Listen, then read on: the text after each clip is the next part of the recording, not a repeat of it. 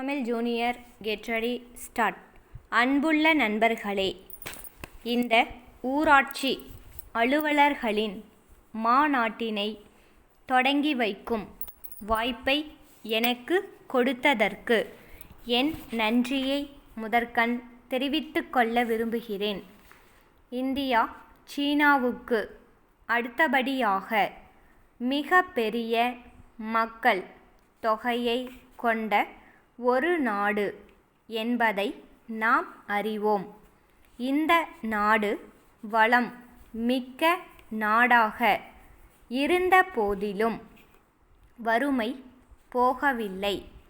வேலை தேடி ஊர் ஊராக மக்கள் செல்லும் நிலை உள்ளது. இதற்கு என்ன காரணம் என்பதை பரிசீலிக்க வேண்டிய கடமை நம் எல்லோருக்கும் உள்ளது. மக்களின் நலனை கருதித்தான் 5 ஆண்டு திட்டங்கள் போடுகிறோம்.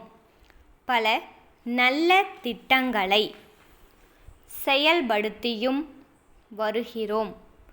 இருந்த போதிலும் அந்த திட்டங்களின் பயன் முழுமையாக மக்களுக்கு போய் சேருவதில்லை என்ற குறை இன்னமும் இருந்து வருகிறது. நாம் எதிர்பார்க்கிற அளவுக்கு கிராமப்புறங்களும் அங்கே வாழுகிற மக்களும் வளர்ச்சியடைந்து முன்னேறவில்லை என்பது தெளிவாகிறது.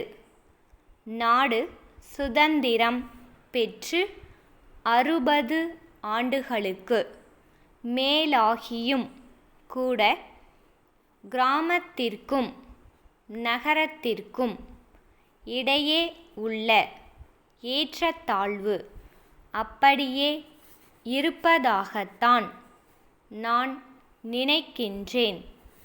இந்த ஏற்றத்தாழ்வை போக்க வேண்டியது அரசின் தலையாய கடமையாகும். இந்த கடமையை நல்ல முறையில் நிறைவேற்றுவதற்காக அரசு பல்வேறு நடவடிக்கைகளை எடுத்து வருகிறது என்பதை கூறிக்கொள்ள விரும்புகிறேன். இப்படிப்பட்ட நடவடிக்கைகளை செயல்படுத்துவதில் உங்களுடைய பங்கு அதிகம் உள்ளது என்பதையும் உங்களுக்கு நினைவூட்ட ஆசைப்படுகிறேன். கிராமப்புறங்களில் வாழுகிற மக்களுக்கு நகரங்களில் உள்ள வசதிகள் எல்லாம் கிடைக்க வழி ஏற்பட்டால் அவர்கள் நகரங்களை நோக்கி வரும் நிலை குறையும். இதையும் தவிர வேலை தேடியும் நகரங்களுக்கு வருகிற நிலை ஏற்படுகிறது.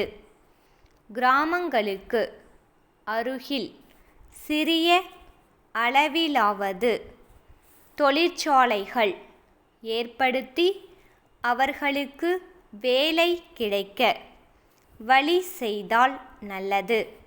இதை உணர்ந்து அந்த இலக்கை நோக்கியே நாம் பயணப்பட்டு வருகிறோம் என்பதையும் இந்த நேரத்தில் உங்களோடு பகிர்ந்து கொள்ள விரும்புகிறேன். கிராம மக்கள் கல்வியறிவு பெற வேண்டியது மிகவும் அவசியம். அதிக அளவில் பள்ளிக்கூடங்கள் ஏற்படுத்தப்பட்டு உள்ளன.